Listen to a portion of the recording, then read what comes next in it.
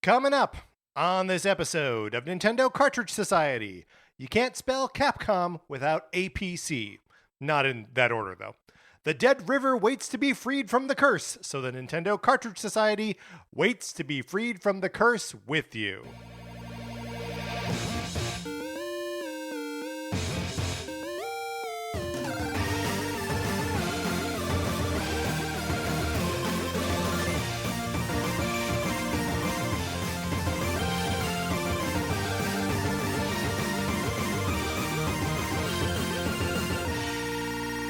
Welcome to Nintendo Cartridge Society. My name is Patrick Ellers, and I'm joined, as I'm always joined by my co-host Mark Mitchell. Mark, how's it going? It's going great. It's a beautiful day in LA today that I spent entirely inside. So I walked outside to drive to your house to record and was surprised at how nice of a day it is. And specifically it being nice, I think you mean that it is cool. Yeah. It's like a cool and like kind and of there's like clouds in the sky and the sun's filtering through. It's just like nice. It's just nice. I'm able to appreciate that now. Mark, I don't know if I mentioned it on the show, but I misplaced my glasses last week. On Tuesday, somewhere between the office and back home. I lost my glasses. Didn't know where they went. Vanished into thin air. Huh. Maybe you have glasses gremlins. Maybe you got the old GGs. Maybe I got little GGs. But you know, I went to the eye doctor, got a new prescription because it had been, get this, 5 years since I was last at the optometrist. Wait, so does this mean? Okay, so you got new glasses. Is yes. that where the story? Not to jump ahead, but is this where the story's going? I mean, you're jumping ahead of my story. Yes, it is. But since your prescription has changed, does this mean like your old glasses are weird to wear now? Because you put the new ones on and you're like, this is it. Right. So my there are now during the week where I did not have access to either my the glasses I got 5 years ago or the glasses that I'm wearing right now, I was wearing like a third set, like an old set of glasses, which would have been probably 3 years before that. These are glasses from 8 years ago, right? Different people. I was a different people at the time. And first of all, just sliding right off my nose, these glasses. Oh, yeah. Which we can't have that. A, number one. B, number two. Is that why I saw you wearing like glasses with a piece of twine tied? Yeah, I would say it was. I had it tied in the back, and then I was also wearing those those basketball contact goggles over them. That's why I was doing that. But those were hurting my eyes. The old glasses were hurting my eyes. Now that I have these new ones and have been through this regression period with the old glasses, these just feel like a relief. Oh, I bet. So you don't do contacts at all? I'm sure we've talked about this at some point. Yeah, sure. You don't do contacts at all? I don't do contacts at all. Okay, yeah. I don't like the idea of putting something in my eye. Oh, yes, we have talked about this. Yes, I feel like that's definitely. that's a common refrain from people who refuse to wear contacts, right? Yeah, sure. Makes sense. Yeah, it does make sense. Mark, do you want to put something in your eye? How about some Patreon supporters? There we go. Well, or some Patreon support, some Patreon. If you head over to patreon.com/Nintendo Cartridge Society, you can support us at 8 or 16-bit levels and get access to our once-a-month episodes of miniseries like NCS at the Movies. Yes, where Patrick, myself, and usually a special guest are going to a movie theater, seeing a movie together, and then talking about it. We just released an episode over the weekend about The Mandalorian and Grogu. And coming up in a little bit here, we're going to be going back to outer space. Yeah, or outer space comes to us. Outer space might be coming to us because we're going to be talking about Disclosure Day, the new Steven Spielberg sci-fi extravaganza. Yes, which look, I like Steven Spielberg sci-fi movies, and I think Steven Spielberg this decade has been like a king. Confession time. I don't know how many Steven Spielberg movies that I've seen from this decade. I think West Side Story. I think in that it's really just West Side Story and Fablemans is always put out. I haven't seen Fablemans. Dude, you gotta see Fablemans. Fablemans is so good. It is. I know that the sort of reductionist view is Spielberg looks back on his past and reflects on the magic of the movies, but it is not that at all. It's why is he cursed to present reality in the way that he does? Why can't he help but make an action hero look like an action hero? What is this power he has? And it rocks. The movie's so good and it's so funny, and I love it. I'd recommend before we see Disclosure Day. But anyway, if you want to hear us talk more about movies, you can head on over there. Subscribe at either the 8 or 16-bit levels. But if you are more comfortable at the 4-bit level or even the free level, there is stuff there for you. So check that out. Thank you so much to our new patron, Oliver Fernandez. Did I say any of that right? Oliver Fernandez. Yeah. Okay, great. Thank you, Oliver. Thank you to Thank all of our patrons. We appreciate it tremendously. If you would, here's another thing that I appreciate tremendously, Mark. I think you do too. I just didn't want to speak for you. We have a Discord where there are a lot of people in there chatting with us about what's going on in the world of Nintendo. Love the Discord. Love the Discord. We get a lot of extra context about things that we talk about on the show there. The news that we talk about in news episodes usually shared there first. So get in there if you would like to be a part of that. All you got to do is email us, Nintendo Cartridge Society at gmail.com, and we'll send you an invitation, and that'll be that. Okay, Mark, we're celebrating Capcom, so let's do it. Part 1 of our ABCs of Capcom.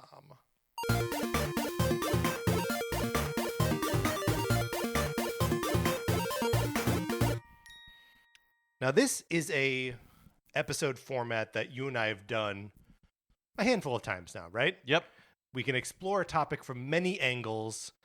Usually it's like a generation, right? Like or I guess sometimes it's a console generation. Sometimes it's a franchise. Sometimes it's a concept. Yes. And this time it's all about Capcom. Why are we thinking about Capcom right I've really now? got Capcom on the brain. This year they've released Resident Evil Requiem on Switch 2, plus like Resident Evil Biohazard and Village. And then I'm playing Pragmata right now, which just released last month. Also, they released Monster Hunter Stories in March. So Monster Hunter Stories 3, Wings of Ruin? Yeah. I'm going to say it's called Wings of... What? Wings of Destiny? I bet you're right. I would... You have a much better memory for that sort of stuff than I do. Well, right, but I also then trust it in a way that I shouldn't. Here's the thing. 2 is called Wings of Ruin. Okay. 3, neither of us got either of these words right. Twisted Reflection. Ah, there we go. Yes. Of course, Twisted Reflection. Anyways, so I'm like really feeling the Capcom joy right now and thought it would be fun to talk more about it. It's a probably my favorite third-party developer. Probably. Yeah. I mean, of like the large, I guess it's hard for like an indie publisher to compete with the likes of Capcom that has just been around forever. Right, it has the legacy. And is just the size that it is. I mean, like you just mentioned, 3 brand new Capcom games that came out to Switch 2 this year. So like, that's big. Not everyone can do that. It's also, I think, part of the reason why it's become relevant for us again is like Capcom goes through like periods where they are more supportive of Nintendo than others. And I would say that like during the Switch generation, especially early on, they weren't totally there. They were putting a lot of like collections and stuff like that, older games coming over, but like we are in a space right now with Switch 2 where they are bringing their first-party stuff. They're not their first-party stuff, but their AAA stuff day and date to the platform in a way that they hadn't been previously. Yeah, totally. Which is really exciting. Yeah. Because, like I get a little nervous when we're not getting like new stuff from Capcom on Switch. Like it makes me think of, I was going through like, as we are want to do as we prepare for this and just like what games did Capcom release during various generations, and like the Nintendo 64 they put out like 3 games and like one of them is Resident Evil 2. Okay, that's a weird port. Another one is Mega Man 64. Okay, that's just Mega Man Legends. So like, and the other one was like Mickey Mouse Tetris or something like that. So yeah. They're just not always. They're not. It's not guaranteed that they'll be present. That's true. Well, I feel like in later generations, they always show up, right? In some capacity, especially yeah. at like, they were there for the 3DS launch, Mm-hmm. and they were there for the Switch launch. in kind of the same capacity, though. Right? Yes. Yeah. Street Fighter 4. Where they're just, well, it was Street Fighter 2. It was Street Fighter 2 You're right. on Switch. But yeah, no, they really do like to put out a Street Fighter game that has already been out other places for a long time, right at the beginning of. But you got like Resident Evil Revelations on the 3DS. I would say, what did they put out on the Wii U? Can we name anything that Capcom released on the Wii U, or did they? Or did they just take a flyer on that one? Yeah. Well, here's another good question. What did anyone but Nintendo put out on the Wii U? And you can't say Zombie U. right. You got me on a technicality there. Well, we know that there's a version of Mass Effect 3. yeah, sure. There is a version of Mass Effect 3. That is true. I do. So we've previously done this exercise of the ABCs for Square Enix. And once we do, between that and this, I sort of feel like we're done doing the third parties in a way where, I mean, like, we're not going to do like an ABCs of Ubisoft, right? Yeah, I feel like Konami, it feels like it'd be another Konami Japanese company. Yeah. But no, you're right. You're totally right. I'm just thinking of other. Yeah, other big publishers that have like a relationship with Nintendo that's not like the intelligent systems, like, although ABCs of intelligent systems. Mark, write that down. I mean, yeah, not a bad idea. Okay, so but that's not for now. For now, it's ABCs of Capcom, and specifically on Nintendo platforms. We may stray here and there, bring in our experience of Capcom on other platforms as well. And a lot of this, especially the old stuff, traces back to like arcades. But anyway, Mark, today we are doing the first half of the alphabet, A through M. Would you like to go first, or would you like to go second? Go ahead. I'll go second. Okay. My A is for Amiibo, because Capcom has they're basically the only third-party studio, the only non-Nintendo studio to take Amiibo seriously. Mark, do you have a sense of how many Amiibo there are of either that Capcom has made themselves or that feature Capcom characters? Oh boy, because like I would guess, because I'm thinking there's, just off the top of my head, like the Street Fighter 6 ones. Yep. There's the 2 from Resident Evil Requiem.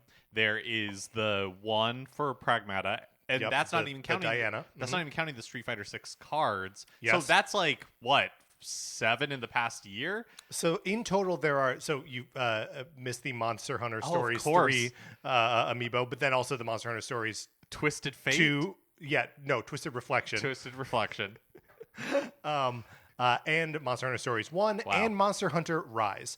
In total, there are 27 figures and 60 cards that are Capcom characters, including like the Smash amiibo. I'm counting the Mega Man, Ryu, and Ken Smash amiibo. Yeah, it can't even be close.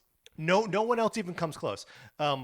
With Monster Hunter Stories and Monster Hunter Rise, there are 18 Monster Hunter amiibo. That means that there are more Monster Hunter amiibo than there are Pokemon amiibo, which there are 13, one of which is the Pokemon Trainer, another one is a Mewtwo card. But isn't that nuts? Yeah. I mean, I feel like even just us talking about it in the beginning here, Capcom has a special relationship with Nintendo. They do, yes. And maybe it does go back to the fact that they've been there since the Famicom and the NES. Yeah, totally. And like their support on the NES is so deep and so varied, right? And I'm sure that we will talk about it as we go, but like that there are like their cool original series that like start on the NES, and also these licensed games that are way higher in quality than they have any right being, right? Like some of the best games on NES are Capcom developed Disney games. What's happening there? It doesn't make any sense.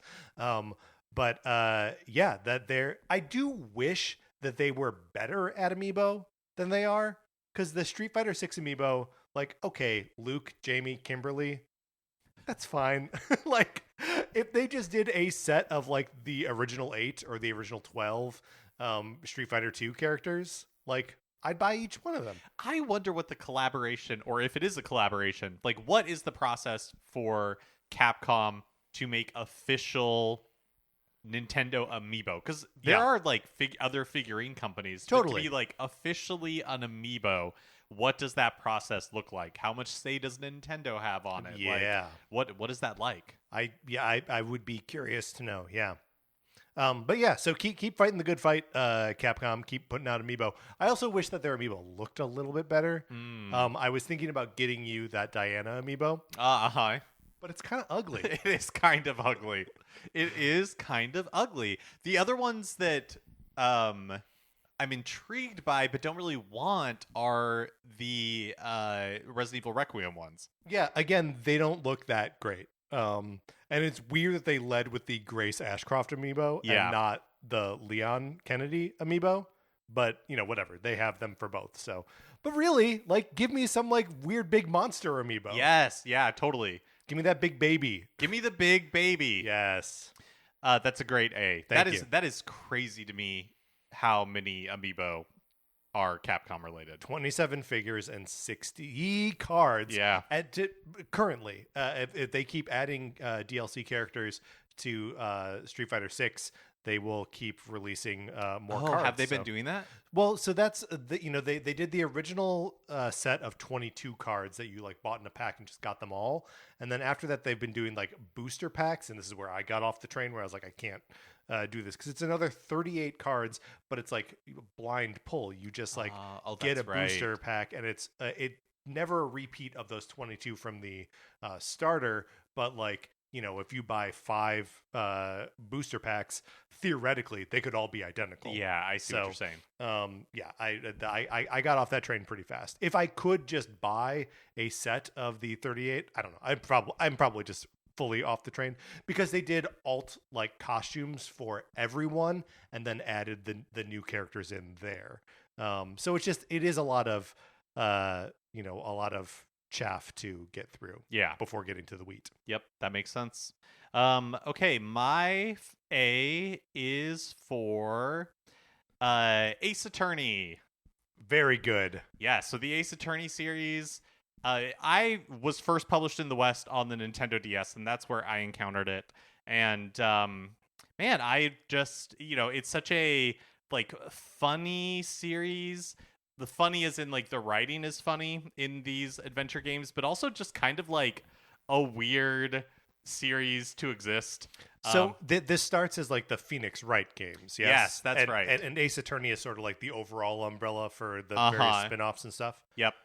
Because there have been like Apollo Justice games. There has been a crossover with Professor Layton. Yes. There was like, I can't remember the name of the main character, but there was like a series that was back in time that had like not Sherlock Holmes is also in that series. That's right. And I bought most of these collections, but really the ones that I played first were those first 3 Phoenix Wright games.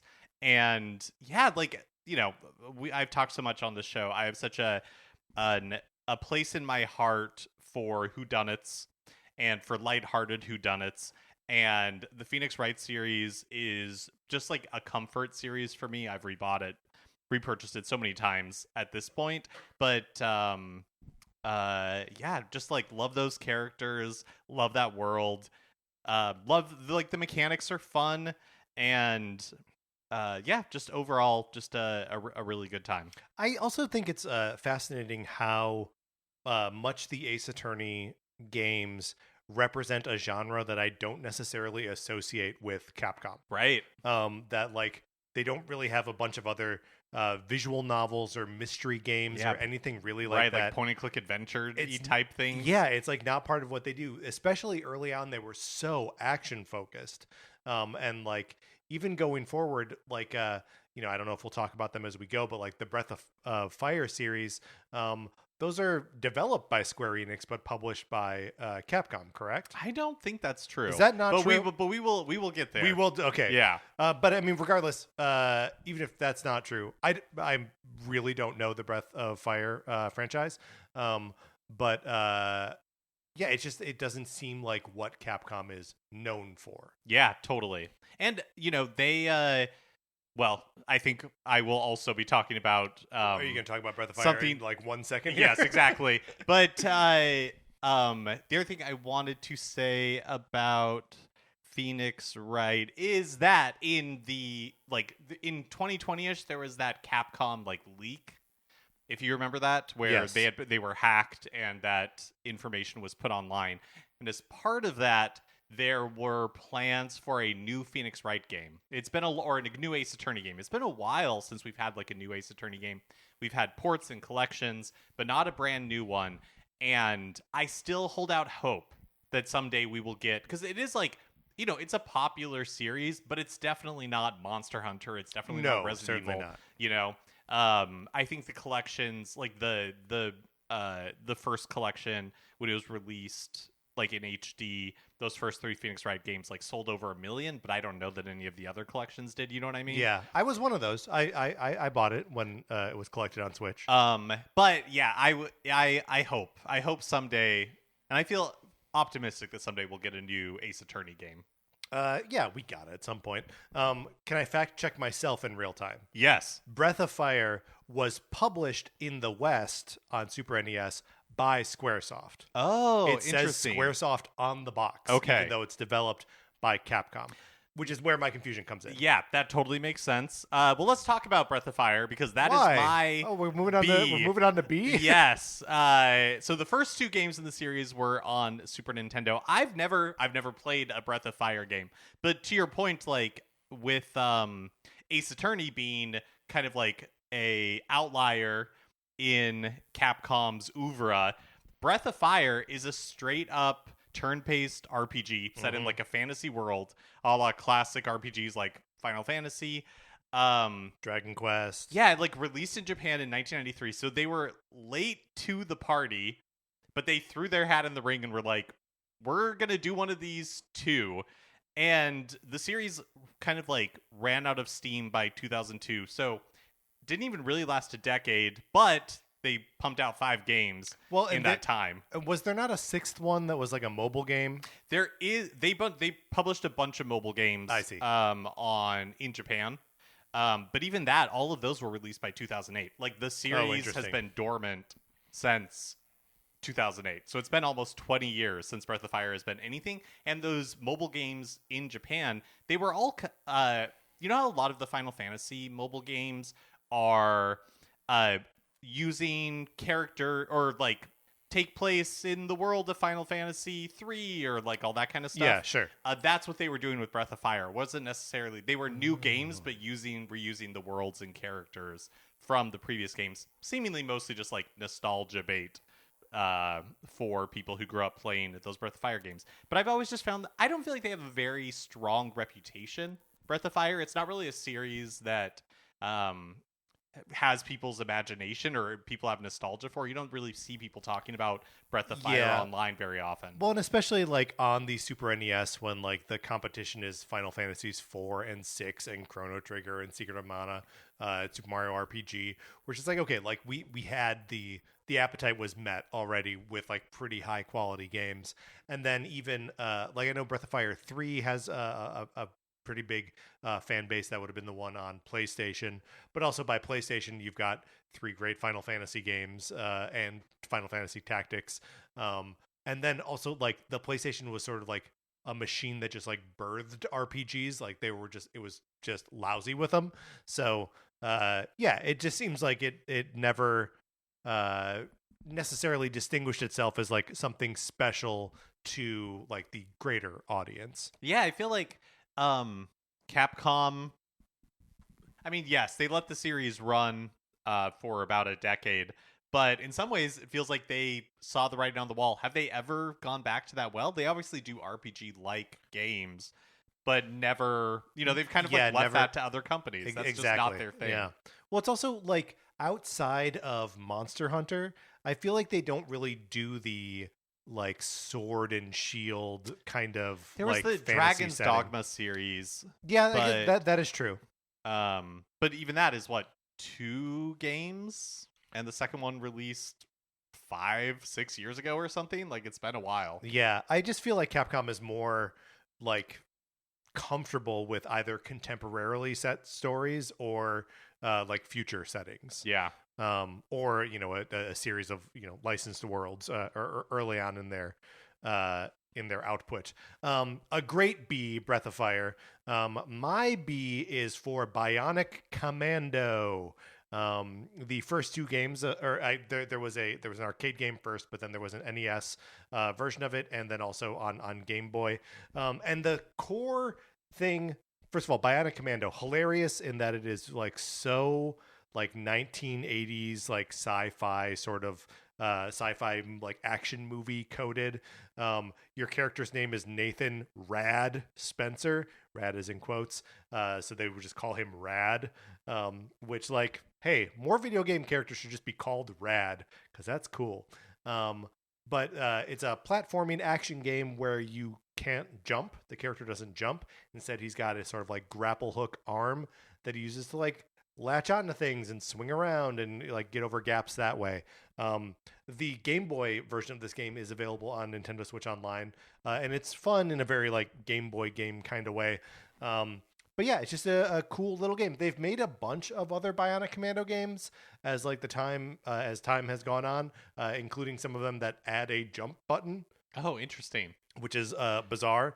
And there is a version of this, I believe, on Xbox from 2009, where it's like a remake or reimagining where Rad's bionic arm is late in the game revealed to be his dead wife. Amazing. Somehow it's like peak why Anita Sarkeesian started a YouTube channel to like criticize like stupid video game stuff. Yeah, but Bionic Commando, those first two, or the NES and Game Boy games, are really fun and interesting. Yeah, I've never played Bionic Commando, and part of that is I didn't own it growing up. And like you said, the Game Boy version is available on NSO, but the like NES version has not been available for a really long time. Like, it's never been on NSO. It's never been sold by Capcom. Which is bizarre to me that it wouldn't be on NSO. Well, I think it's because it's like super Nazi coded. Like, they did change the symbols when it was released outside of Japan, so there's not swastikas and stuff.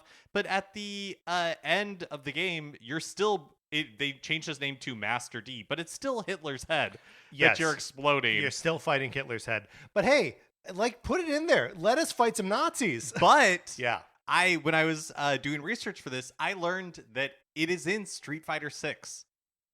What is in Street Fighter 6? Bionic Commando. The NES version of Bionic Commando is in Street Fighter 6. That makes sense because there's an arcade in there where you can play. Yeah. In Street Fighter 6, in the main menu, go to Gallery, and then there's something called Game Center, and there's 4 titles you can choose from: Bionic Commando, Street Fighter 2010, Mighty Final Fight, and Mega Man 3. It's just like in Street Fighter 6, which is kind of awesome. We'll be talking about some of those things later on as we go. But yeah, what a weird... It's like when Animal Crossing did that thing where like there were NES games in it. Yeah. And I guess technically you can do that in New Horizons now as long as you are subscribed to NSO. I never did that. Like go and get those classic consoles. No, I didn't either. Since that update. But anyway, so that's my B. Very good. Moving on to C. My C is for Chronicles, aka the Umbrella Chronicles and the Dark Side Chronicles. These are, of course, the Resident Evil spin-offs, originally on Wii and then later collected and published together on PS3, that are like fake light gun, but actually just Wii pointer shooter games that retell the events of various Resident Evil games. Yeah, that play like arcade light gun games. Right. Even though it's on rails. It's really on rails, and it's funny to me how frequently they are described as light gun games, and that's even my instinct, but like they're not light gun games. No. They're just pointer control gun games. And you know, like the Wii was not a great time for Capcom games on the on Nintendo platforms, and but they did make these two games. It feels so strange, and it's all part of that like you know, late GameCube Wii era like. No, we're for adults too. We can do grown-up stuff on the platform. Like, ooh, there's blood and zombies and stuff. And just weird that they made 2 of them. Yeah, I mean, I feel like it was one of those things where the audience for the Wii was so big. Yes, you couldn't ignore it. That they didn't want to ignore it, even though... Because, you know, I like the Wii generation for Capcom was in some ways Well, actually, no. The Switch generation was definitely better because it had like a new Monster Hunter game and stuff like that. Yeah. But they put Resident Evil 4 on there, and it's a great version of Resident Evil 4. And yeah, I remember being so excited for Umbrella Chronicles because it was like new Resident Evil stuff Yes. on the Wii. The first one is, I think, like a retelling of the first couple of games from like Wesker's point of view. Yeah, like so the Umbrella Chronicles, it retells the story of Resident Evil 0, original Resident Evil, sort of like through the eyes of the remake, and Resident Evil 3. Dark Side Chronicles does Resident Evil 2 and Code Veronica. And that one's from like Leon's point of view, right? Right. Because there's like a framing device where it's like his first mission or something Yeah, like that. that's right. That's right. Yeah. The Wii really fooled me into thinking that I might like those light gun type games, but turns out I don't really. Yeah, I mean, because there was a Dead Space totally one fair. too, and Yep. I bought that. Extraction. So many people did. What's interesting is like they did. We talked about this recently during Resident Evil month with Roxy Polk. That there was a whole series of like gun survivor games that were spin-offs of Resident Evil, or at least 3 of the 4 of them were Resident Evil games, and there was one that was just like its own thing. And that this was somehow different because it was just like an on rails and like explicit retellings and not like their own stories, which is honestly, if you're going to do just like a gallery shooter, yeah, just retell some existing stories. Yeah, but they also like changed some changed like, canon stuff and do, yes. But yes. It was a fun way to revisit some of those classic games in the series. Right. Especially because they weren't ported to the Wii. You know, it's not like you could play. I guess you could just pop those the games, GameCube yes. disc. That's a great into point. Yes. Your Wii. Why aren't those available in like a collection? I know. That you can play on your phone. Yeah. Like those should be available to play anyway. Yeah, you could fool me to buy those again. 100% you could. If they released those, I would 100% buy them. Mm-hmm. Especially if they could have timed it with our Resident Evil month. Oh, yeah. Oh, that would have been perfect. Mark buying 5 Resident Evil games in February. I would have done it. Okay, my C is also Resident Evil related. It is Crimson Heads from the Resident Evil remake. If you played Resident Evil Requiem, these kind of spiritually come back as blister heads in Requiem. Appropriate for them to come back. But Crimson Heads in the Resident Evil remake. So this was like a nasty little... Man, how much context genuinely, how much context you have to give to explain Crimson Heads? Well, yes, it was a nasty like new mechanic that Yes. they added to the Resident Evil remake that was released on GameCube in 2002. And we also talked about this with a friend of the show, Jeremy Schmidt, when we have an entire episode on it for Resident Evil month. But Crimson Heads, there's a mechanic in the game where as you're going through the mansion, you can kill zombies. But what the game doesn't tell you is that if you don't decapitate the zombies, which is not something you could do after the fact, it's basically like, did you shoot them in the head? Right, but it's also like, did you just get lucky and shoot them in the head? Right. Like, yes, you can't. Yeah, and not just in the head, but like in the head and watch the head explode. Yeah, so if you like decapitated them, or there's also this mechanic where once the corpses are down, you can return to them and like burn the bodies. If you don't do those things, then the zombies will return as Crimson Heads, which means that they're faster, they're more violent, they do more damage, and they're harder to take down. Can they not also go through doors? I can't remember. I think maybe it's a scripted moment where like one of them follows you. Yeah, through a door I can't remember like because that. I was really rigorous in this last playthrough, taking them down, right. And then like burning the ones because I did not want to deal with them. But anyways, yeah, they were. It's such a fascinating like little wrinkle to like the survival part of it, because you have to decide like, okay, well, is it worth it to me to take the items that I need to burn these things? And if you're playing as Jill, you have to carry lighter fluid and a lighter. Mm-hmm. Chris always has the lighter on him, so like, and it's not infinite lighter fluid. You have to fill it up. It's like 3 uses or something. Extremely limited. Lighter fluid. And then like beyond that, where you're like, okay, I don't need to use the shotgun to like get close to the zombie and like knock its head off. But if I do that, there's a pretty good chance that I'm actually going to blow the head clean off and he won't come back as a crimson head. Yeah, it's just it's fascinating the way it makes you reconsider every combat encounter. Yeah, absolutely. Good C, Mark. Moving on to D. My D is for Dead Rising Chop Till You Drop. Yeah, baby. Yes. Another game that I have not played. What is Dead Rising Chop Till You Drop? So, Capcom ported Resident Evil 4 to the Wii, and that was so successful. It was like critically acclaimed. It sold really well.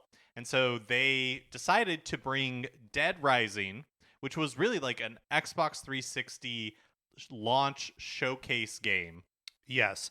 A showcase for like both its graphical fidelity and its ability to have just like 100 zombies on screen at one time. So they decided to port/remake that for the Wii using the Resident Evil 4 engine. But of course, the Wii is vastly like underpowered compared to the Xbox 360. So they had to change the game quite a bit. They, instead of like the original Dead Rising is famous for its like real-time mechanic. Yes. Where you're like in the mall, and the clock is constantly ticking, and so you can miss things. You like there are certain encounters, certain scenes that you can only get in a certain sequence, and if you miss it, it's done. It blows the whole sequence. The way that the Wii port worked is that Survivor sends you out on specific missions, and those missions are timed, but the overall experience isn't. For most of the game, you can't roam the mall freely. Like during missions, you can't roam the mall freely, which again is another huge part of the 360. It just like it only loads like the corridors that you have to go through to get there. Also, you can't jump, which makes sense. They're using the Resident Evil 4 engine, and Leon doesn't jump. That also means that the guns feature more heavily because that's a big part of Resident Evil 4 is gunplay and using the Wii pointer to be able to like aim. There are fewer zombies, no surprise. Like the max that the Wii could do is 100 on screen at a time versus I think it was 800 on the 360. Fewer items, fewer survivors, no driving cars, no camera or photography mechanic, which is such a like huge part. So you don't have the Cheryl mission where she asks you to take lewd photos of her? Yeah, they did not. Well, actually, I don't know. Maybe that is a mission, but it's not. But photography is not a mechanic. Yeah, when we decided we were going to do this topic, we were talking about Chop Till You Drop, and I bought a copy. It hasn't arrived yet. Fantastic. I know it was like $20 with shipping off of eBay.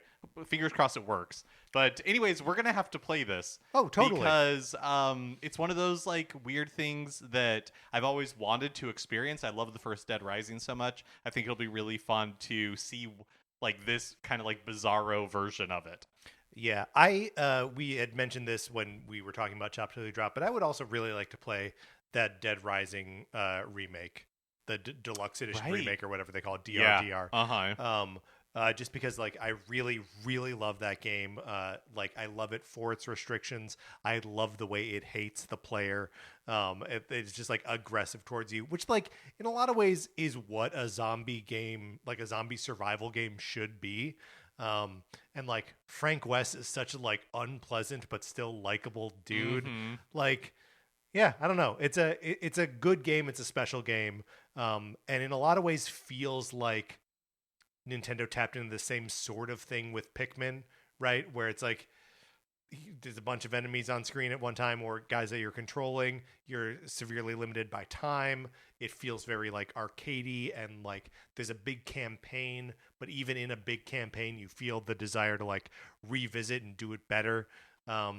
Yeah, good game. I can't imagine Chop Till You Drop is actually like a satisfying way to engage with it. Maybe it's satisfying on its own terms. It might be, yeah. But yes, I think I'll spend a lot of the experience constantly comparing it to the original. Dead Rising is an interesting series because I played the second one when it released, and I remember thinking it was fine.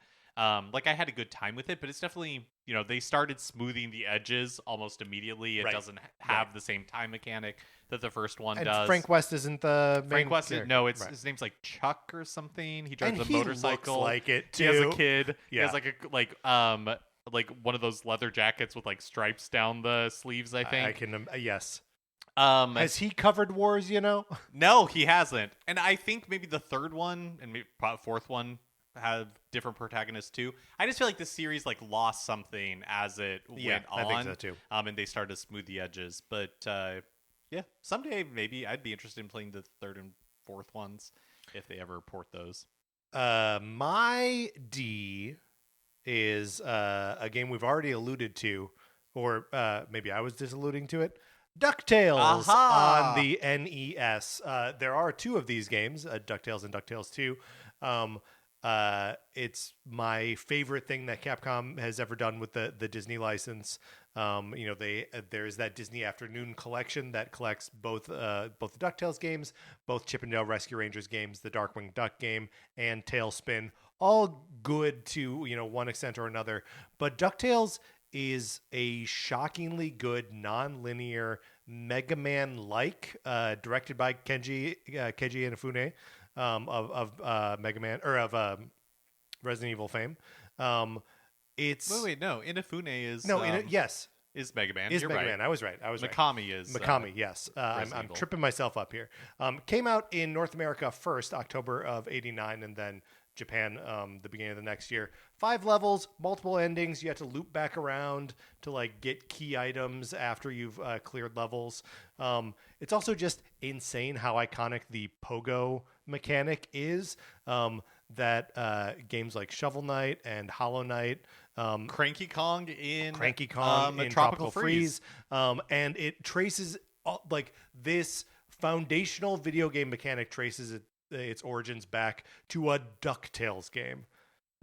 Incredible stuff. Great music as well. Yeah, they remade this in the PS3 era, right? Yeah, that remake's not very good. Oh, okay. The remake, I mean, it's the gameplay is fine. It's just really, really chatty. So like you would run into Huey, Dewey, and Louie and Launchpad and like other characters throughout the game, and they have like one screen of dialogue that something poorly written, but it gets the job done. And in the remake, it's like fully voiced, and every time you encounter one of them, it's like 3 or 4 minutes, and you're like, oh okay. my god, oh my god, I don't need this. But yeah, DuckTales is one hell of a game. Yeah, they Capcom had the Disney license, or was a Disney licensee for a long time, like into the Super Nintendo era.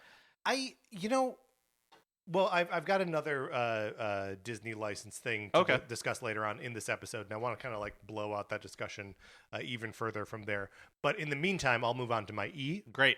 My E is, I actually had a little bit of a tough time with E, and so I'm just going with a character that is iconic, and I just close my eyes and I can picture him because he's perfect, like so many of the Robot Masters in Mega Man 1, Elec Man. Not Electric Man, not Electrical Man, not Electric Bolt Man, Elec, E-L-E-C. Is it because they didn't have enough space to put more characters on the character select screen? Possibly. He's just like perfect and round. Well, if they called him Elect Man, it's like he was running for office or something. Well, right, and I did vote for him in the in the California primaries, of course. But no, he's just he's rad. I forget where we.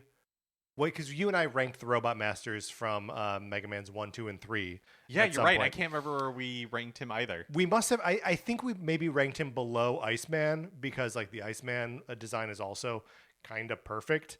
Mega Man 1 is also the only time where they were not accepting submissions from fans, obviously, because there were no fans of the series yet. And he's just so like, he's got that perfect anime simplicity. Elect Man is my E, and probably my only representation here from the original Mega Man. Okay, yeah. My I also kind of struggled with E, and I also ended up on a Mega Man thing. Mine is, do you remember when we played Mega Man Dr. Wily's Revenge for the Patreon for NCS Arcade, which is the Game Boy game? Yes. The first Game Boy game, and there's Enker Enker. Do you remember Yes, Enker? I do remember Enker. He appears after the second set of Robot Masters are defeated, and he uses like he wears a helmet that has 3 spikes, like one on the top and one on each side, like pointed out. And then he has this really cool spear, and he uses the spear to absorb Mega Man's attacks, and in turn, he like uses that energy to increase his own attacks and speed. And so I like the design of Enker. I definitely don't think it's as strong as like the Robot Masters, but he's pretty fun. Well, and what's fascinating is like Enker represents these Game Boy games. They all have, except for the 5th one, which is all new Robot Masters. But they all have one new like mega boss Robot Master style character, and Enker is the first of those. So not only is it that you are fighting 4 Robot Masters from the first game and 4 from the second game, you're also getting this brand new guy, which is cool. It is cool. Can I read you his little like personality entry from the Mega Man Knowledge Base wiki? I wish you would. This must come from like the from like mangas or something like that. Enker's only real interest is to destroy Mega Man, and not much else beyond that, leaving him a very cold and gloomy personality. Being a robot built with a Japanese theme, however, he is a profound individual with a strong Japanese spirit and a liking for New Year's Eve. However, his cold nature makes him somewhat antisocial and causes him to hang back in the shadows, away from others. We need to crack down on wiki editors. I mean, maybe in one of the comics he's like, I do love New Year's Eve. yeah. Why so gloomy, Enker? 'Cause it's not New Year's Eve. And I'm what he's Japanese, so what? He's a profound individual with He's a strong profound Japanese spirit. Individual. Yes. Yes. Citation, The please. citation needed. Very good. I like that we both went with Mega Man characters and both characters that are in Mega Man Dr. Wily's Revenge. Yeah, that's right. That's right. That's right. Check out that episode of NCS Arcade on Patreon. Yeah, I think the first season is available to 4-bit patrons. I think it's the first episode in our second season, though. Okay. Is it not? No, you're probably right. I think it is. Yeah. Because we also kind of did 5 as part of that. And I don't think we did. You're right. I don't think we would have broken the format that yeah, early. That makes sense. My F. Yes. My F is for 5, as in the Capcom 5. Here we go. Okay, so during the GameCube era, the GameCube launched in 2001 and pretty quickly face planted. Like, it was pretty obvious that it was not going to be, like, it didn't have a lot of momentum out of the gate. And also, just coming into that generation, as established, Capcom was not really supporting the Nintendo 64. Right. So, like, they were not in the habit of making games they were making handheld stuff left and right, but on the home console side, not really. Yeah, that's right. But, you know, like we've said, it just feels like Nintendo and Capcom have had this like special relationship. So in 2002, and there were reports and rumors that like Capcom was going to support the GameCube hard. I was looking back at like IGN articles from like 2001, 2002 that were talking about this. So in 2002, Capcom posts something on their website about the Capcom 5, and this is the message which is a series of 5 games that were going to be on GameCube. Not necessarily exclusive to GameCube at the time. They said the only one that was going to be exclusive was Resident Evil 4. Right. But they promised 5 games. Right. And was it Shinji Mikami who said that if Resident Evil 4 comes out on other platforms, he'll cut off his own head with a chainsaw? Or that may be apocryphal at this point. No, yeah, it may be. I don't know for sure. But yes, that is at least the lore. That's the lore. So they announced 5 games, and in addition to that, they post this message, which I would like to read for you. And this is translated from the Japanese. Sure. So, you know, I think some of the stiltedness. We of can the give them a language is little because of that. grace. Yeah, exactly. No, and I think it was like translated by like IGN or something. Right. Quote, "For the growth of the gaming industry, for GameCube. These words describe our initial thoughts. In an industry where you create to amuse and entertain, do you sense a crisis about the industry's continuing regression of excitement and new stimulation?" Again, this is 2002. "We believe that the regression of excitement is solely the fault and responsibility of we, creators. By the same token, we believe it is also our mission and responsibility to create something that is, quote, worth seeing for the user. In a market that has become prosaic with character-dependent games and sequel games, we would like to take this opportunity to announce 5 new and exciting games for GameCube. End quote. Fascinating, and you're right. Like the stilted vocabulary notwithstanding, the sentiment is like kind of aggressive, a little bit like the world is ending, and like it is up like to gaming us to is in a save it. crisis. Yes. Yeah. It's just interesting to see some of this some of these same anxieties that exist in gaming today, like back in 2002. Right. Which I think a lot of people would look back on and feel like that was a glory day for a golden age of video games. Yes and no, though, right? Because like we're before the DS, right? When we're before the Wii, and we're before iPhones, right? So like console gaming on the like PlayStation side doing okay, right? But Xbox doesn't exist yet. Yeah, that's right. The Dreamcast, which Capcom was tied to pretty hard with Resident Evil Code Veronica, the Marvel vs. Capcom games, Power Stone, all these, like they made a lot of big games for a Dreamcast. So like maybe it really did seem in that moment, especially for Capcom, like the sky was falling. Oh, that's true. Like Sega is, yeah, maybe. So Xbox was introduced. Is it in 2001? I think. Xbox. Was it? Did it come out in 2001? November 15th, 2001. Okay. Yes, but your point is still valid. It's still partially true. Yes. Okay, so the 5 games. Yes. PN03. PN03. Uh-huh. Dead Phoenix. Never came out. Right. Beautiful Joe. Came out. Successful, had many sequels, but a dormant series now. Resident Evil 4, and then Killer 7. All eventually ported to other systems. Except for Dead Phoenix, which never came out at all. And PN... Did PN03 not come out? No, it definitely released. I've never played that game. I've never played PN03. Did it release on other... No, I think it maybe in fact... Maybe the sole exclusive for GameCube? Yeah, maybe. But anyways, yeah, just like a kind of like a fascinating thing for Capcom to come out so strongly in support of the GameCube, in support of innovation, and announcing Mikami, the creator of Resident Evil, was like the overseeing producer on all of these games as well. What's so interesting is like except Killer 7. It's interesting to like make an announcement that is so like ideology forward, but also to announce 5 games. Yeah. A couple of years ago, I remember that like Sega was like, we have new games in development in all these franchises, stuff that like has been dormant for a long time. We've not seen basically any of that come to fruition yet.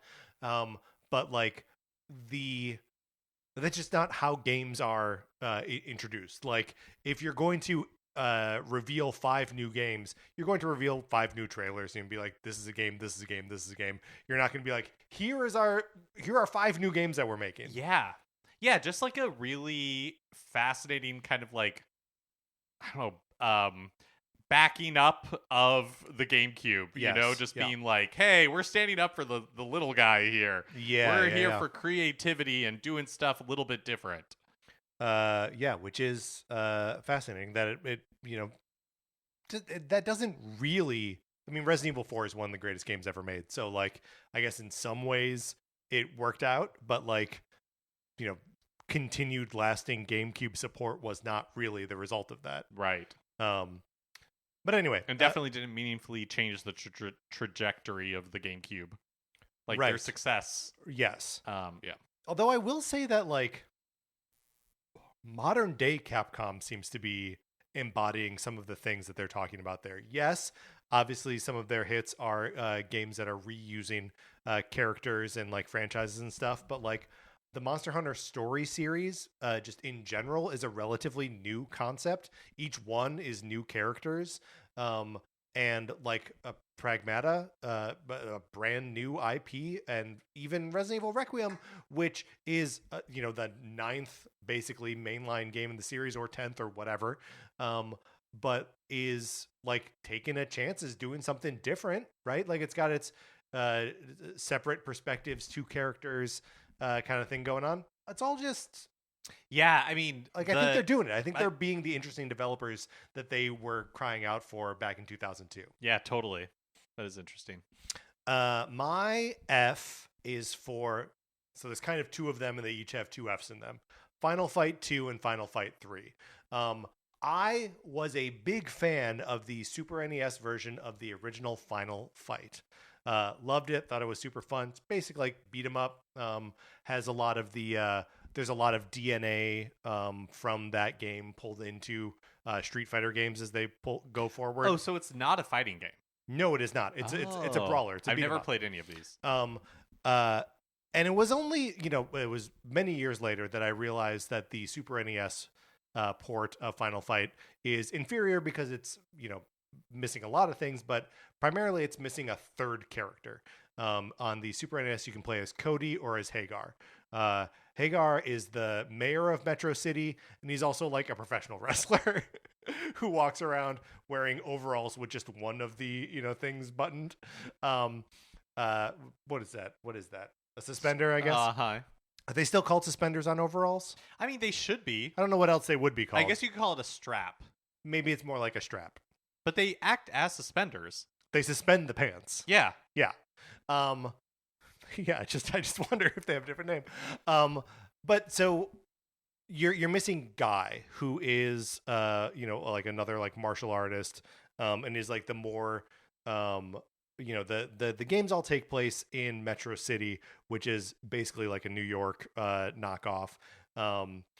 But like Guy is sort of the like Japanese like representative. He's just like a martial artist, right?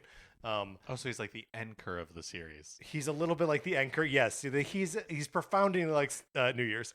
But so Guy was a character that I didn't know at all until I happened upon Final Fight in the arcades, and was just like transfixed by the fact that there's like another character in this game that I never got to play as. Final Fights 2 and 3, sequels that only came out on the Super NES. There were never arcade versions of them. They've not been collected in any way. They're weird.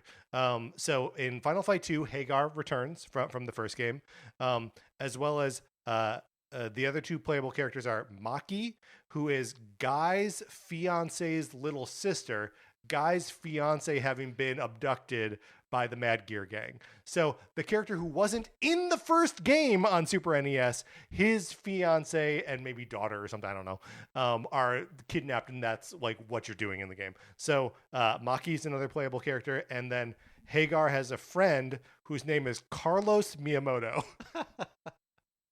Who is a South American martial artist of Japanese descent. Okay, fine. That makes good. Makes sense. And then in the third game, Guy returns.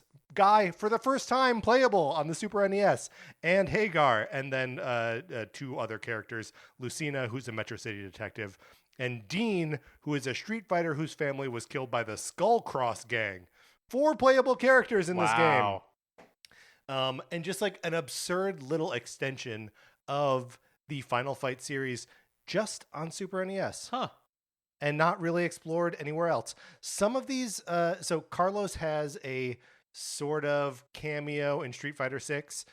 Street Fighter 6 has the World Tour mode, or I forget if that's what it's called. But where you're like running around just like fighting people on the street, and one of those guys is named Carlos Miyamoto. But is that really him, or did they just like pulling names from the name pile? But anyway, yeah, it's crazy that they extended that series just on Super NES. Yeah, that is. Does the Final Fight series do you know off the top of your head when the last Final Fight series game was made? Oh, I mean like 1993 or okay, something. So it's been dormant for a while. It's been dormant for a really long time, yeah. But I mean, so many of these characters are in Street Fighter Alpha, and then have like sort of carried forward into other Street Fighter and Capcom versus games. So like the franchise is dead, but the characters are alive and well. Yeah. My G, I'm going to go with Gargoyle's Quest, which is a spin-off of the Ghosts and Goblins series, or Ghouls and Ghosts, where you play as one of the enemies from the game Firebrand, who's a gargoyle. And the games are weird. They're part platformer, they're part RPG. It starts on Game Boy, and then there's an NES prequel, and then there's a Super NES sequel, which is called Demon's Crest, because, why would we make this easy? And they're all just really bizarre RPG/platformer games. Yeah, I've never played this, but Gargoyle's Quest is supposed to be pretty good. I feel like it has a solid reputation. Yeah, it's okay. Demon's Crest, I think, is maybe better if more obtuse. Like, it asks you to do more stuff without really telling you how to do it. But they're all very interesting, very strange games, and also like as spin-offs of Ghosts and Goblins. Like, I don't know. That's a series that like is pretty impenetrable for me. Like, the difficulty curve that goes along with those games, I'm not about. But I like these Gargoyles Quest games. That's a great G. Thank you. My G is for Ghost Trick Phantom Detective. Now, this comes from Shu Takumi, who is the creator of Ace Attorney, another series I love. This game was released in 2010 for the Nintendo DS, although later ported to like other systems like mobile and it's on Switch now, right? It is on Switch, yeah. And absolutely worth buying, absolutely worth playing. It has the same sort of like cheeky humor of the Ace Attorney games, but plays totally different. This is not a point-and-click adventure game at all. So basically, the gameplay is split into two sections. One is you are gathering information and clues throughout the city, and then the other part is you are traveling back in time and trying to save lives. So basically, you have been killed, and so you are a ghost now. And you can press the ghost button to swap between the real world and the ghost world. Cool. Which is an alternate dimension in which like time is frozen or whatever.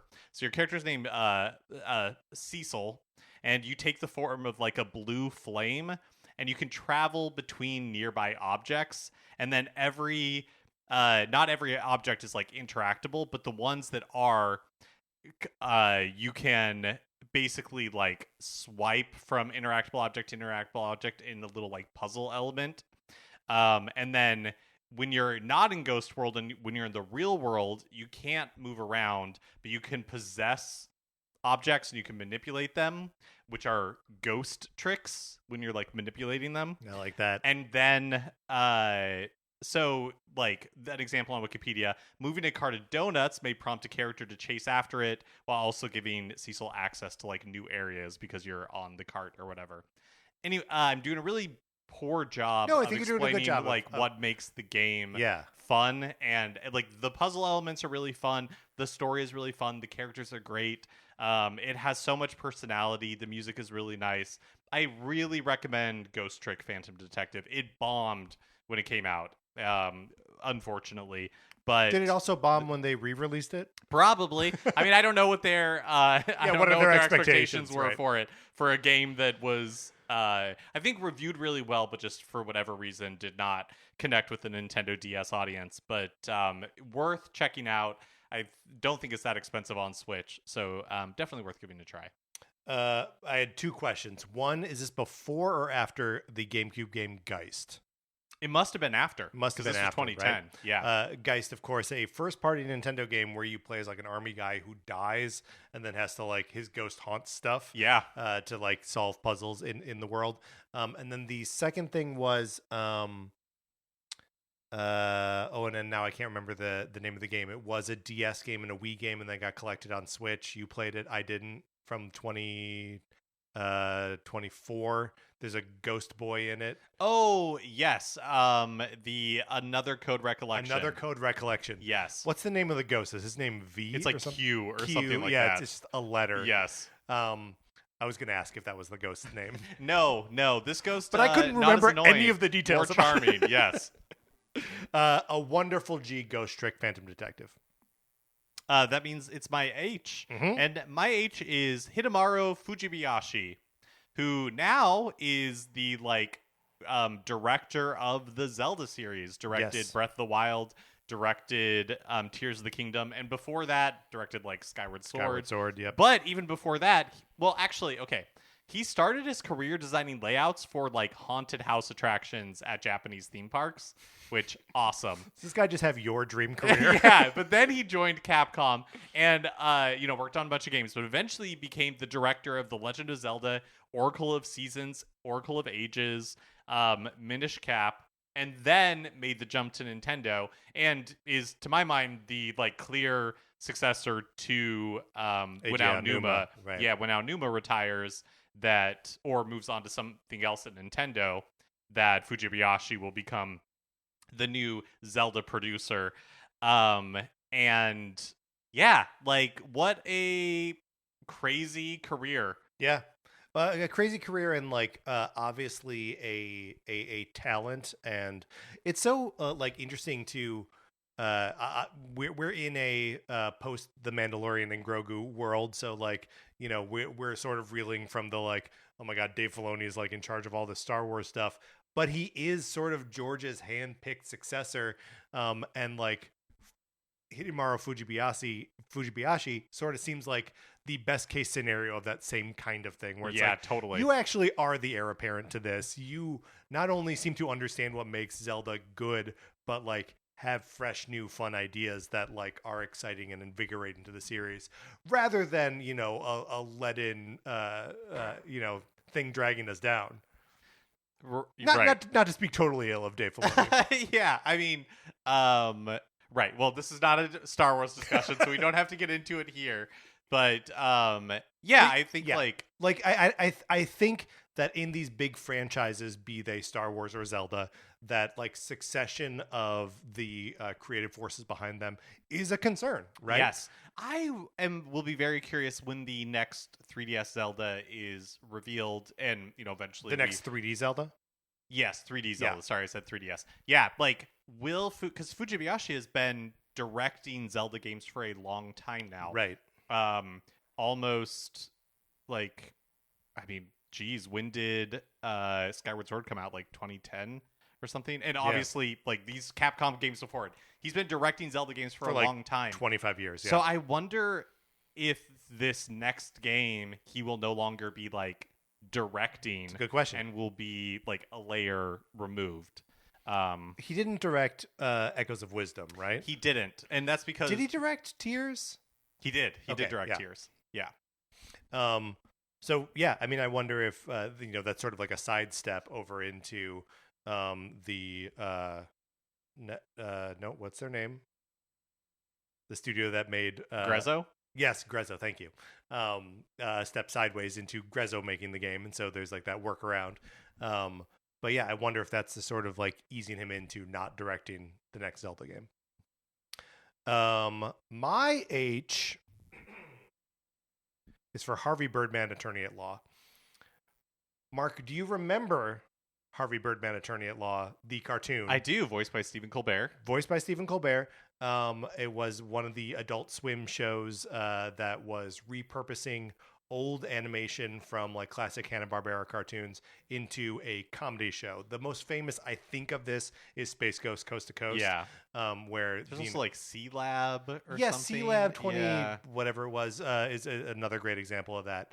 But they made a Harvey Birdman game on Wii.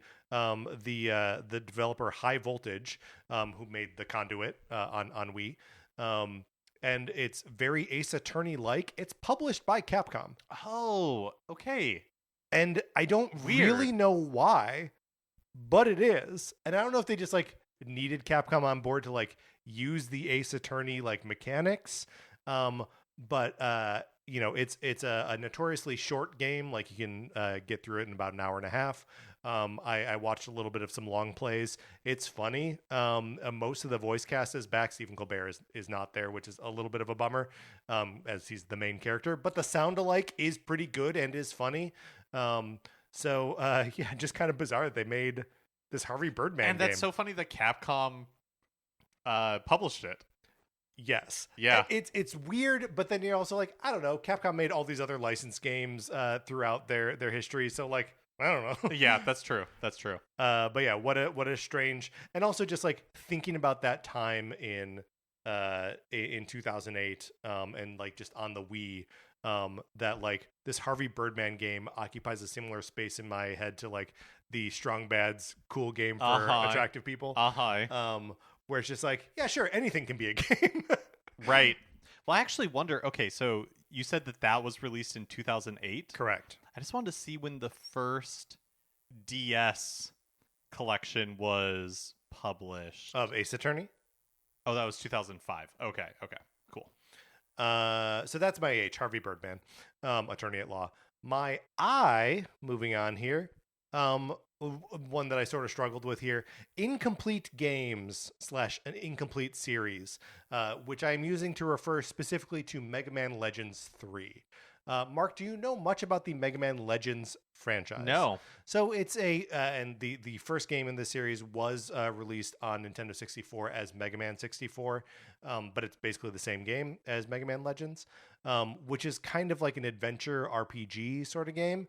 The second game famously ends with Mega Man abandoned on the moon, and like real cliffhanger energy. And then they had announced Mega Man Legends 3 as a 3DS game. They announced it in 2010. It gets canceled by 2011.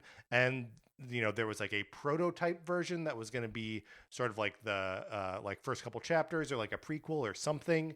But that too has been lost to time.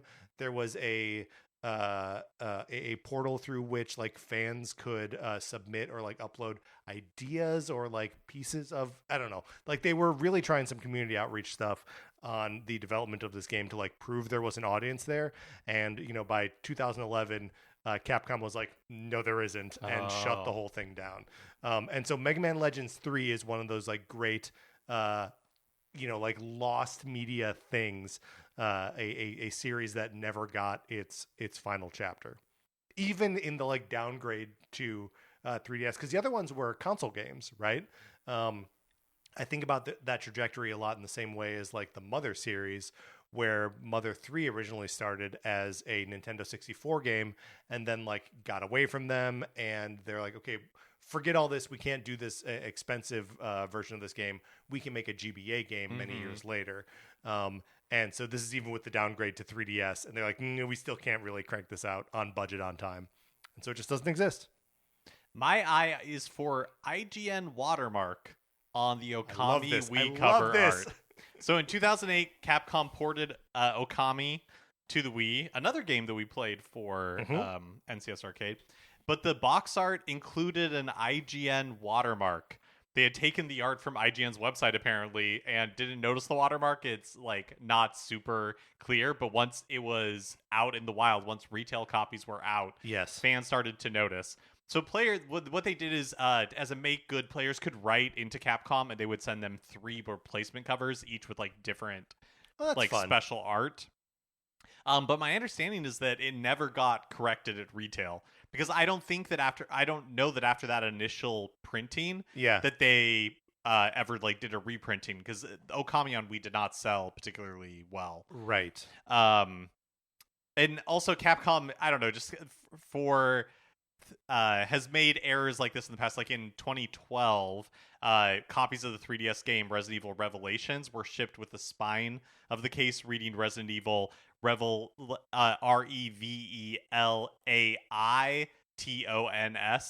so Revelatons, yes, instead of Revelations, or like Revelatons, Revelatons, yeah. So yeah, what's funny is, I mean, I guess like they're the publisher, so ultimately like they're responsible for the product that goes out, but like that's almost certainly not an internal mistake, right? I mean, you think the printer was just like, I'm just gonna move these letters here, like they're or just like files, some contractor or something. I don't know. I guess you're right. Somebody has to approve it. Yeah, I mean, yes, which is why I say that like the buck ultimately stops with them. Yeah, but yeah, it is funny. I'm just like thinking about what a headache it must be to, I mean, the episode that we put out on Tuesday, I had to like fix the audio and like republish. So we basically did that same thing. And we're as big and as important as that's right, the Wii port of Okami. That's right. So yeah, that's my I. For Jay, I am going to go with Jill Valentine, Great. who, believe it or not, did not. If I'm doing my math correctly, if I'm remembering things correctly, did not show up on a Nintendo platform until Resident Evil Remake was released in 2002. Because not Yes.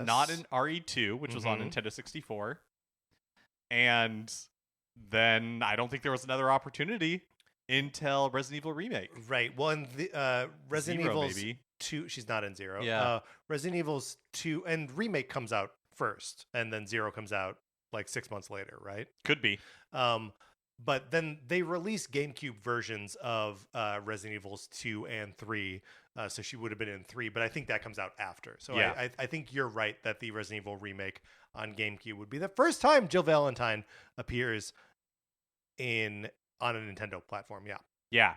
But such a great character. Up there for me with one of the best in Resident Evil. I think we rated her very highly in our Yes. ranking of Resident Evil protagonists that we did for Resident Evil We're Month. just going to keep pointing back to Resident Evil Month. It That was a- episode it with was a- Charlie Mihalik yeah, was it was a great month. episode. But yeah, yes, Jill Valentine. I love Jill Valentine. She's the master of unlocking. She was almost a Jill sandwich. Like, there's so much of the original Resident Evil, like, campy iconography that revolves around her. Yeah, Chris Redfield may end up being the, like, more central protagonist of the series going forward, or the Redfield family in general. But, like, come on. It's always fun when she shows up. It's always fun when she shows up, even when strange stuff happens to her. My J, and I'm going to perform it for you here because it is an entree into something a little bit larger. It is Japan.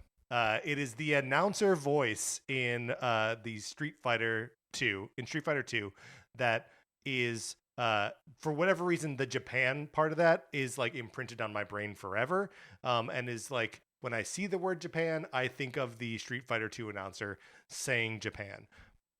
But I was thinking about why that's so impactful. And Street Fighter 2 has a lot of voice cues in it. Kind of remarkable for a game of its time. And, especially on the Super NES, that it's so chatty, right? Like, we talk about how amazing it was to hear the Super Metroid cartridge say, "The last Metroid is in captivity. The galaxy is at peace." It's like 15 words or something. But Street Fighter 2 was saying all kinds of words all the time.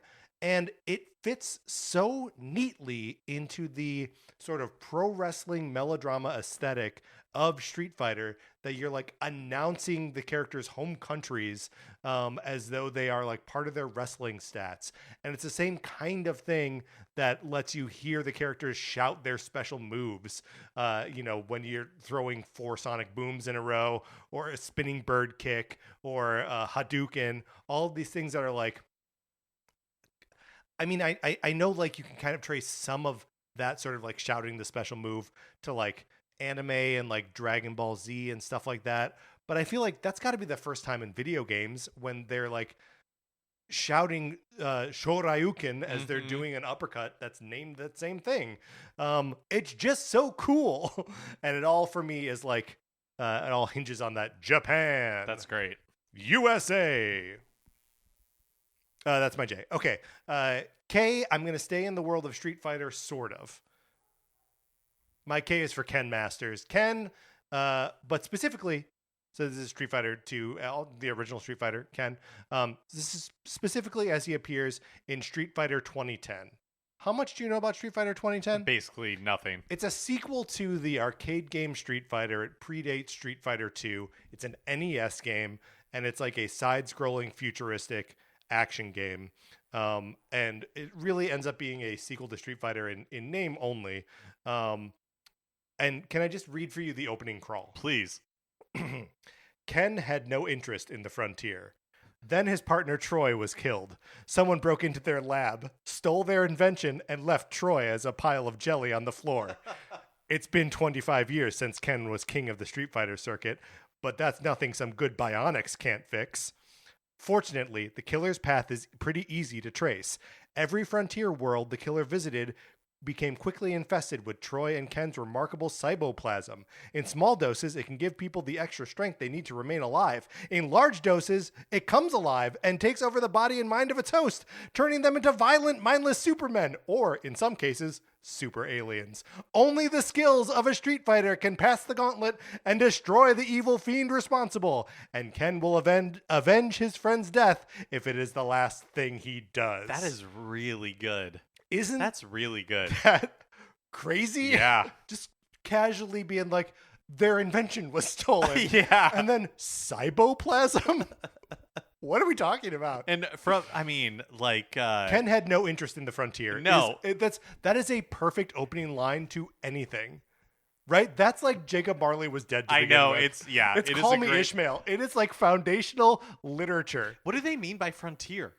I assume outer space frontier. Oh. Because they're going to these different planets, or Ken is, trying to track down the killer. And he's like 45, 50? Because it's been 25 years since he was a Street Fighter. Since he was the king of the Street Fighter circuit. Yeah.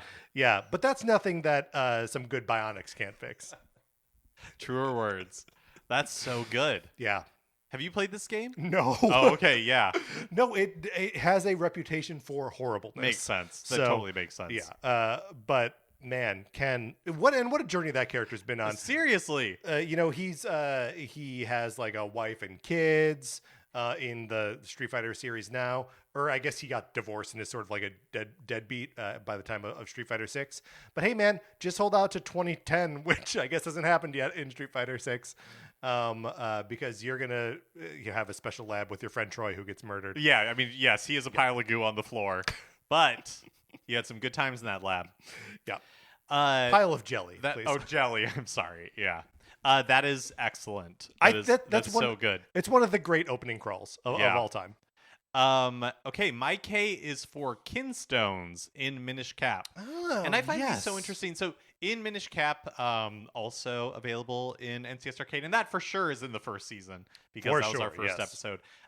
In Minish Cap, there's this Kinstone mechanic. Link finds them out in Hyrule as he's going around, and then other characters it's like one half of a stone that Link will find, and they're like little round stones, different colors that have different like symbols on them. Yeah, they kind of seem like puzzle pieces, basically. Yeah, like puzzle pieces. Round puzzle pieces. So Link will have one, and then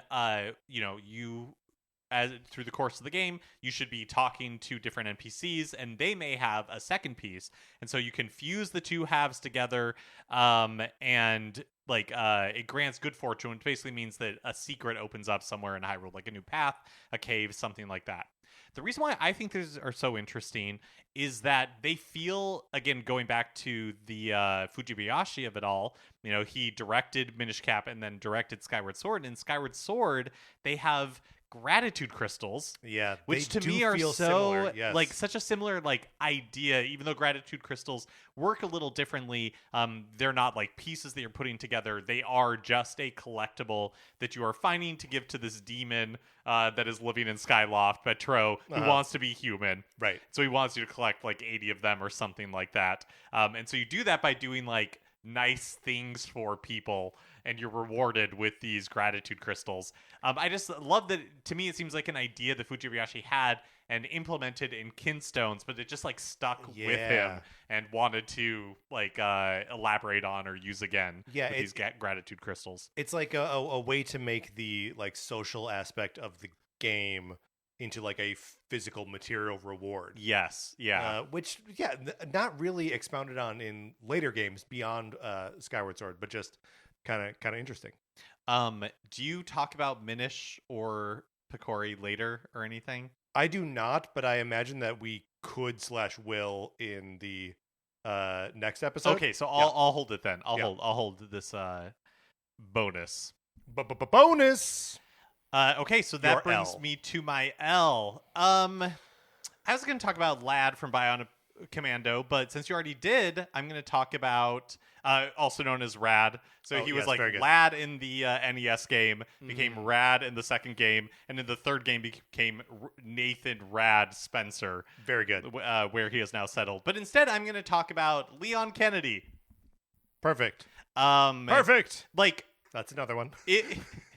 If there is a favorite character of the Resident Evil franchise, I think it's Leon Kennedy, because Leon Kennedy has it all. He has like all of like he's just like he's cool, Yeah. he's funny, He's got a fast car. he's got a fast car. You know, like Leon Kennedy's the complete package. Everybody loves Leon Kennedy. Leon Kennedy is also in like the context of Resident Evil. He is the wish fulfillment. He is 100%. right. Like when he's on the case, you're like, oh, I'm surrounded by zombies, but I got it. Well, especially because everybody else has their flaws, and Leon doesn't really have any. His only flaw is that he's dumb as a box of hammers. But like that's not gonna stop him. It's not gonna stop him. It's really not. It's really not. Anyways, yeah, Leon Kennedy. Yeah. Give it up for one of the greats. Very good. Very good. My L. I'm going back to the NES here. I'm going back to licensed games, but not a Disney one. One of the rare non-Disney Capcom NES licensed games. Little Nemo the Dream Master. This is a game that we've talked about like glancingly here and there, and is a game that I rented a handful of times but never owned, and is not something that has ever been republished or recollected or whatever. It fits nicely in the mold of the like Capcom licensed platformer. Feels a little bit like DuckTales, like the Chip and Dale games, like Mega Man, also in that way.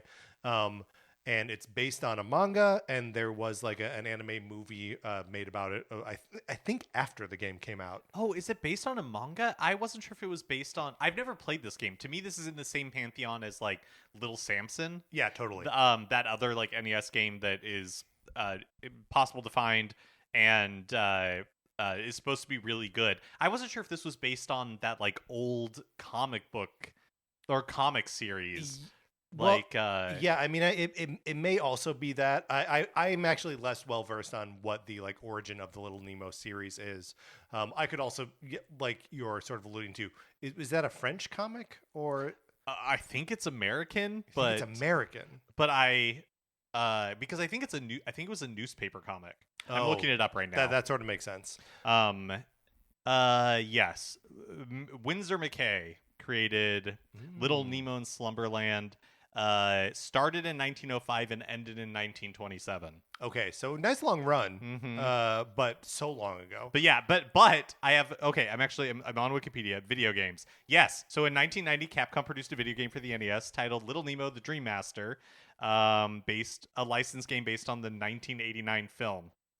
Okay, so the film that's animated and possibly Japanese. Based on the 1980. Now I'm on Wikipedia. Yeah. Yes, you're 100% right. Great. It is Japanese. It is manga. Yes. Okay. It is anime. Great. Yeah. Great. Okay, so that's even though its origins are not Japanese. By the time Capcom makes it into a video game, it has gone through the Japanese filter. Yes. And the sort of hook of this game is that.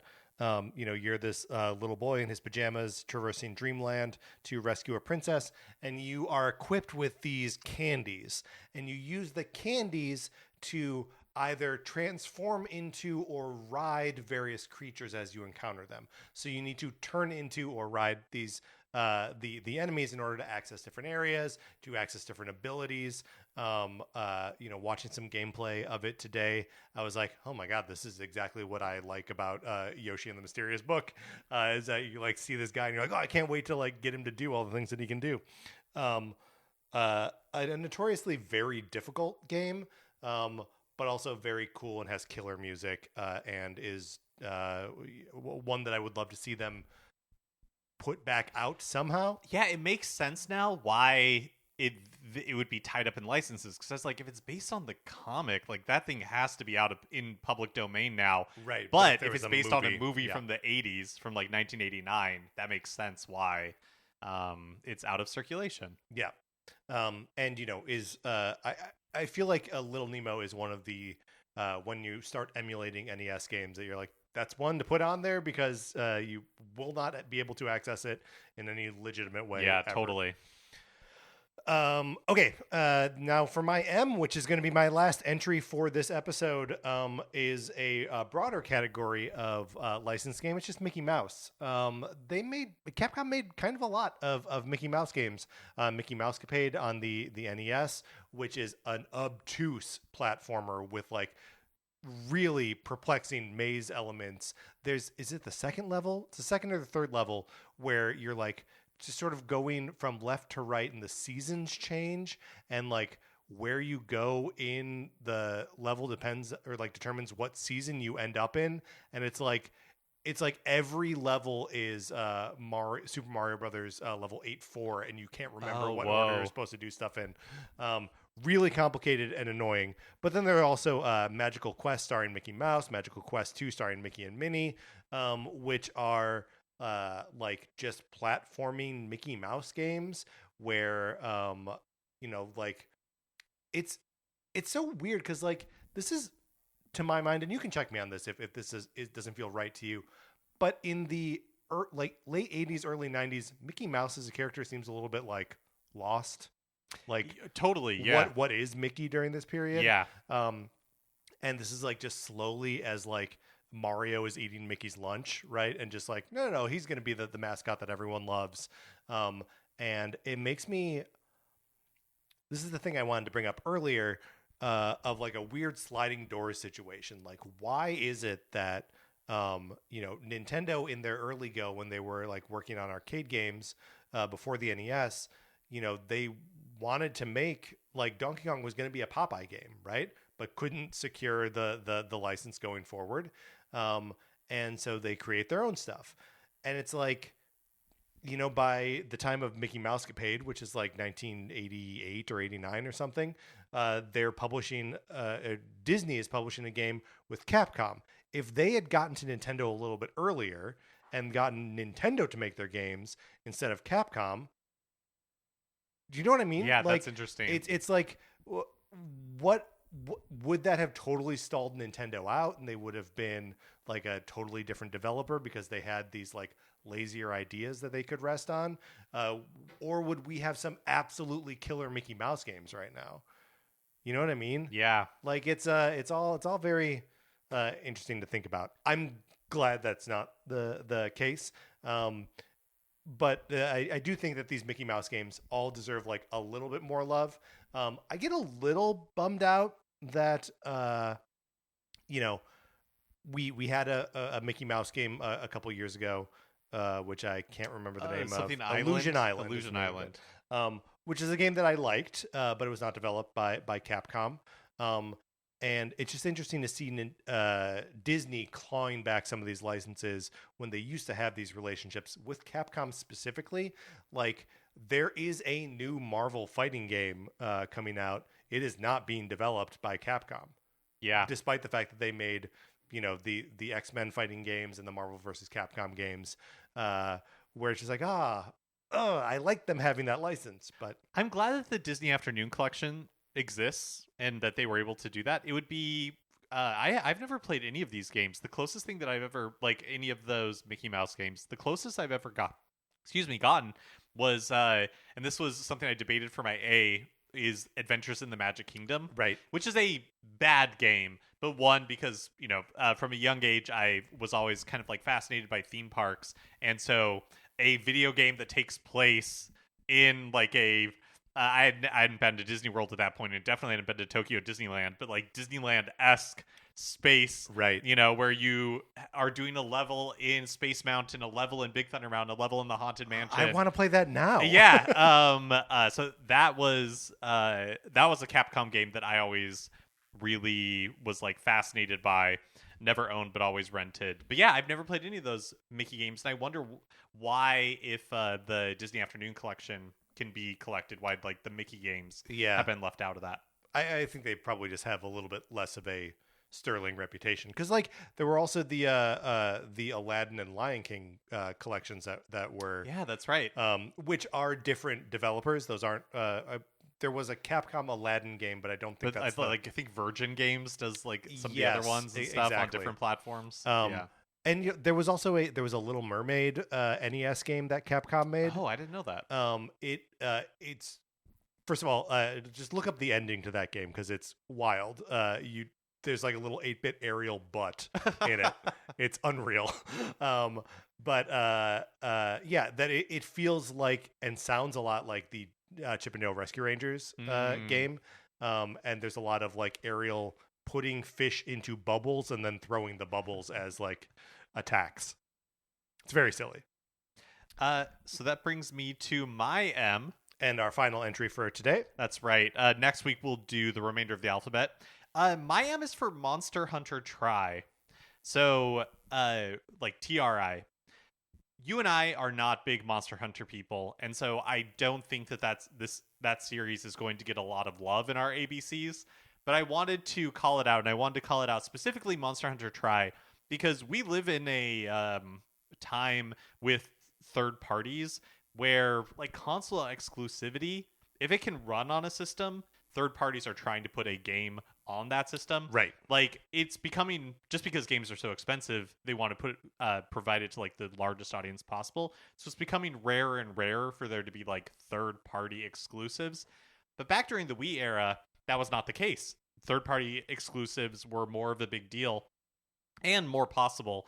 And the Monster Hunter series up to this point had been on PlayStation and had been on, especially on PSP. I feel like that's when Monster Hunter really exploded. Yes. Was in handheld on the PlayStation Portable. Because it allowed for co-op on the go, right? That people would play, especially in Japan, that they would be playing Monster Hunter with their friend on a train or whatever. Yes. Or go to McDonald's and do it. Exactly. And so Monster Hunter Tri, when that was announced and released in like 2009, that was a really... It was a big deal online. It was like, it was really big in fan circles because it was like, oh, like Capcom is bringing it to the Wii, is bringing it to Nintendo. And from that point forward, you know, Monster Hunter started to appear on the 3DS, but it was also still appearing on like PSP, PS Vita. Yeah, it was usually coming to the Nintendo platforms later, right? Like I think that pattern doesn't really break until Monster Hunter Rise, which starts off as a Switch exclusive. Right, yeah. I think that's true. Yeah, I don't know. I know there were a few on the 3DS, like generations maybe, yeah, and I don't know if four generations. Yeah. Generations 4. But anyways, it was a really big deal when it moved from... because Monster Hunter Tri was like the brand new game for consoles in that series. So when that happened, that was a very big deal online for Capcom to be making that switch from PlayStation to Nintendo. Do you ever think about the Monster Hunter series as something like a it's such a like venerable series. It's been around for a long time, has a lot of fans. And when they put out like a new big one, it's you know, like Monster Hunter Worlds was like one of their best-selling games, right? And like Rise was a big deal on Switch. Wilds from just a couple of years ago, also huge. Do you ever like look at those and be like, oh, I should try to get into these? Every time I have tried through like a demo, it's just felt so impenetrable to me. Yes, yeah. And so big, which I know like the bigness of it is part of the appeal of that game, but it feels overwhelming to me. Yeah, that actually is something that I feel like is Capcom likes to exist in that space because that's what like Street Fighter is as well, right? Where it's just like, oh yeah, there are people who've committed their lives to like being good at Street Fighter, being good at fighting games, being good at Monster Hunter, and so they just like cultivate these intense fan communities that like from the outside can seem kind of impenetrable. All right, so that is our first half of the ABCs of Capcom on Nintendo platforms. Mark, let's close this out. All right, that is going to do it for this episode of Nintendo Cartridge Society. Thank you so much to our 16-bit patrons, Connor McCabe, Kyle Seaborn, Drew Mackey, Anthony Lobert Ellis. If you are not in our Discord, you should be. Email us, and we will send you an invitation. Anthony DeLuca made our logo. Our theme music is provided by Apipetti. You can get more of his music by going to apipetti.com or by listening right now. For my co-host, Mark Mitchell, this is Patrick Ellers saying thank you for listening.